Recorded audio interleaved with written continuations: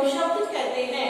Next है आपका पर्यायवाची, जो समान अर्थ देते हैं, यानी इनको हम समानार्थक शब्द भी कह सकते हैं।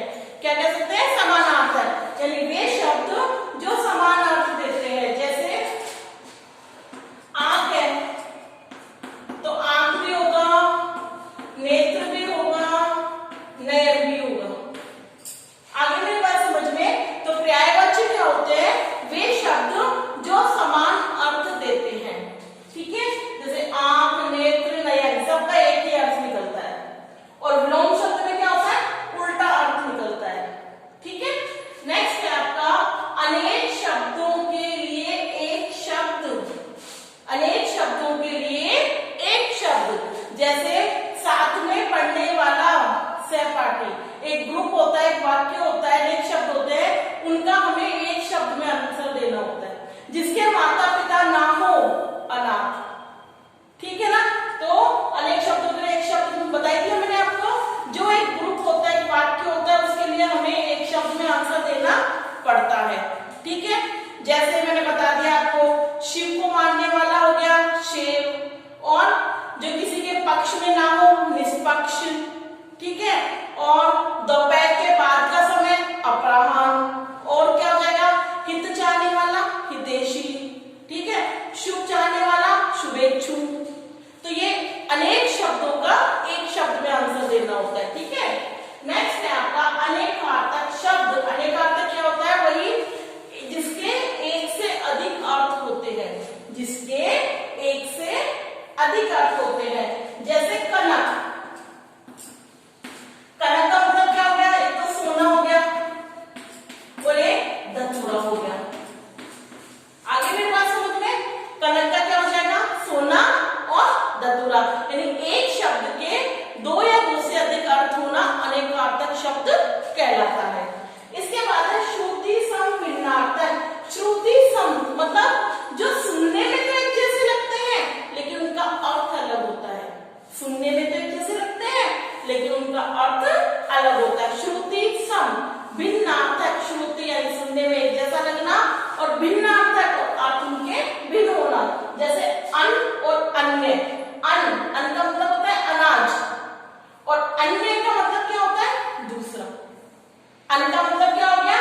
अनाज, और अन्य का मतलब क्या हो गया? दूसरा। तो आपका जो शब्द भंडार वाला पार्ट है, उसमें एक टॉपिक दे रखा है विलोम शब्द, पर्यायवाची, अनेक शब्दों के लिए एक शब्द, अनेकार्थक और श्रुति सम। अब इसमें क्वेश्चन कैसे बनेंगे? देखो, जैसे फर्स्ट क्वेश्चन बनेगा आपका,